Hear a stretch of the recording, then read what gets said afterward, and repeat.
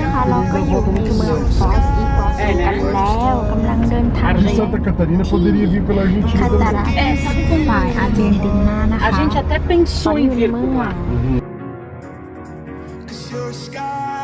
Cause you're a sky full of stars. Cause you light up the path.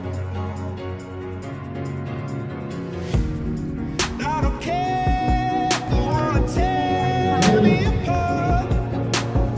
สวัสดีค่ะทุกคนตอนนี้นะคะเราอยู่ที่คาตาราตัสลาดัวเชนติเนี่ยก็คือฝ่ายน้ำตกอีกัวซูฝั่งอาร์เจนตินานะคะแล้วก็ตอนนี้เรากำลังเดินอยู่ในทางเดินกำลังจะไปขึ้นรถไฟเพื่อจะไปชมน้ำตกอีกัวซูกันเย้นี่ก็คือรถไฟที่เรากำลังจะขึ้นกันนะจ๊ะทุกคน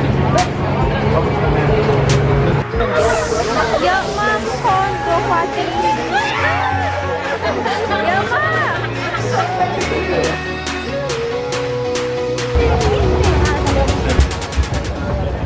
ตอนนี้เราก็นั่งอยู่บนรถไฟทุกคนแบบคนเยอะมากโอเลโอลาเว้ยโอลาโอลาโอลาโอลา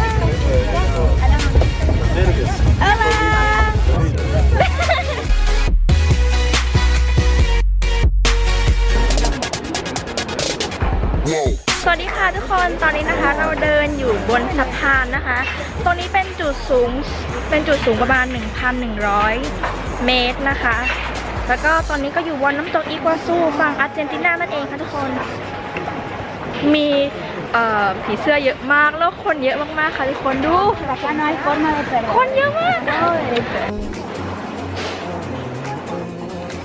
ทุกคนจะเห็นว่าคือน้ำมันเยอะมากๆเลยนี่ขนาดแค่บางส่วนเท่านั้นนะคะอุ้ยกวดมันใหญ่แล้วก็กว้างมากดู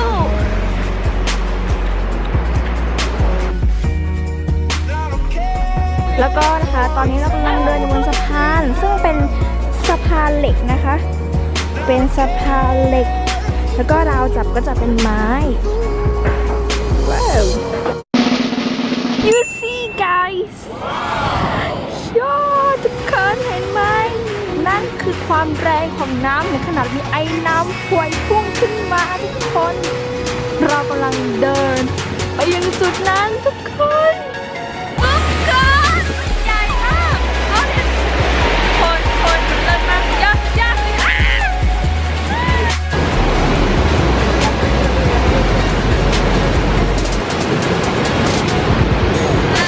มากเยี่ยมจริงค่ะ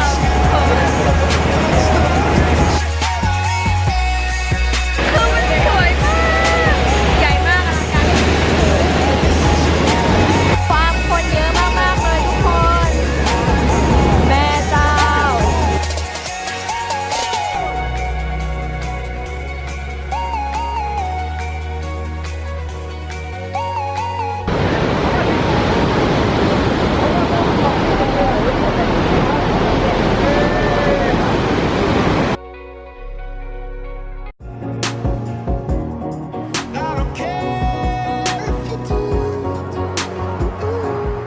อีกทางหนึ่งเราจะไปดูน้ำตกทางด้านล่างนะคะหมายความว่าเราจะดูน้ำตกจากด้านล่าง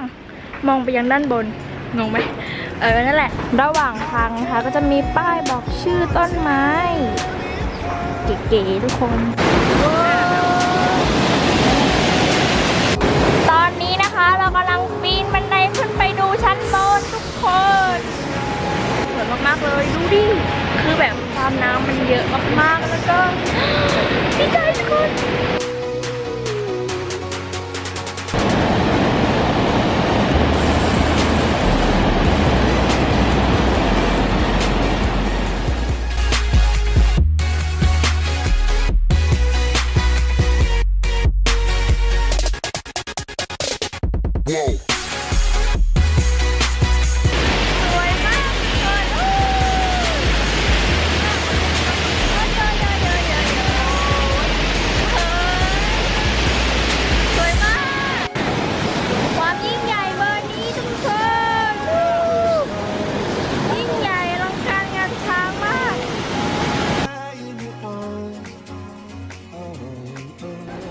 พ ผีเสื้อเยอะมากๆเลย มองเห็นไหม